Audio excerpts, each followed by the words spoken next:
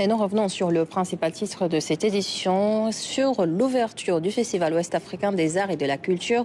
Une première édition co-organisée par les commissions de la CEDEAO et de l'UEMOA. l'EcoFest veut servir de levier dans la recherche de solutions face aux crises qui menacent l'Afrique. Aramdao. Le Sénégal des grandes rencontres culturelles a à nouveau offert à l'Afrique un espace d'expression de son patrimoine artistique et culturel.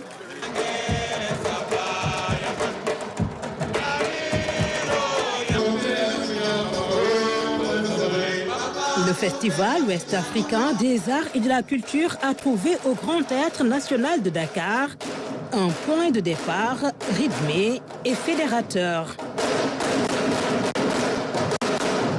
Comme dirait le poète Léopold Sédar Senghor, nous sommes liés par le nombril. Soyez donc les bienvenus chez vous, à Dakar, où soufflent les alizés, dans la bienvenue de communautés attachées aux traditions ancestrales, mais résolument tournées vers l'avenir. Dans la fraternité et la plus grande chaleur, les artistes ouest-africains ont présenté au public un grand spectacle intitulé « Pour que jamais le Pan Kunuzini ne s'effiloche » comme une réponse au thème « Que peut la culture face aux mutations et crises en Afrique de l'Ouest ». Cette mobilisation se concrétise aujourd'hui en terre sénégalaise, symbole de la Teranga. Dakar accueille la région ouest-africaine dans la fraternité et la solidarité. La tenue de cette manifestation culturelle, ici à Dakar, est effective grâce aux plus hautes autorités de la République du Sénégal.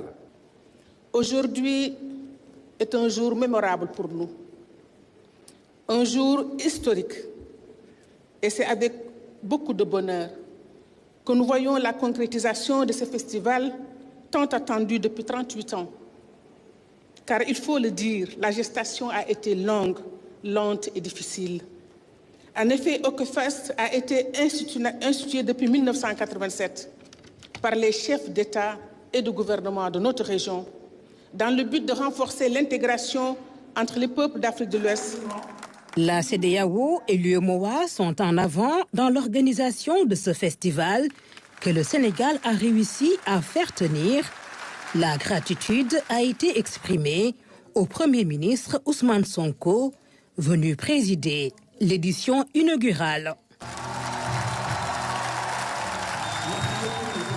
Les quelques moments que nous avons passés ensemble, mesdames et messieurs,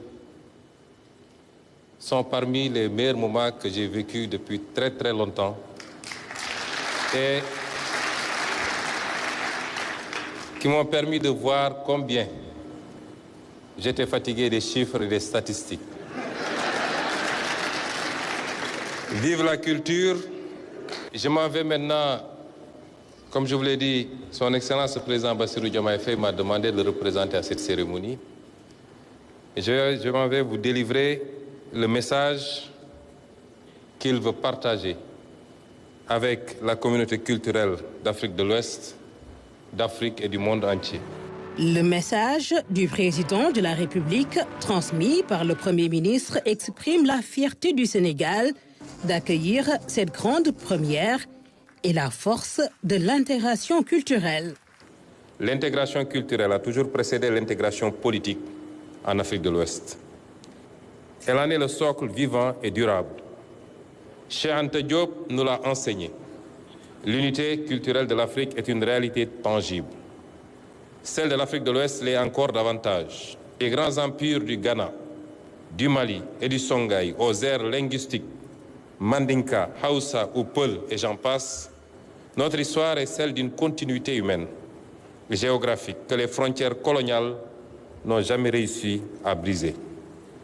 C'est sur ce socle que nos pères fondateurs ont bâti, il y a près de 50 ans, la communauté économique des États de l'Afrique de l'Ouest, CEDEAO.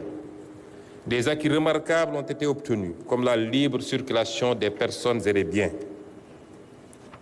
Mais l'actualité géopolitique nous rappelle avec force Aucun acquis politique ou économique n'est éternel s'il n'est cimenté par la culture.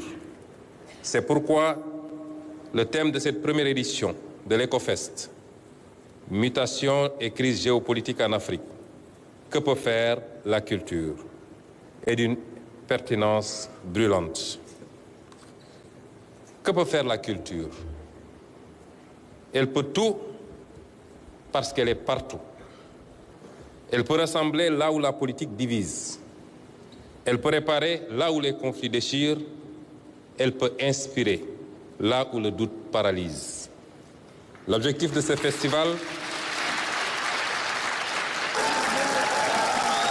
On veut la paix, a chanté sur scène Sidiki Diabaté.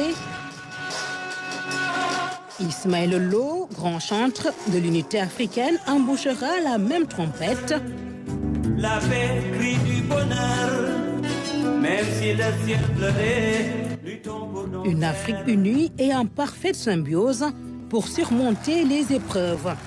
D'autres performances artistiques et des expositions d'art vont rythmer le festival EcoFest jusqu'au 6 décembre.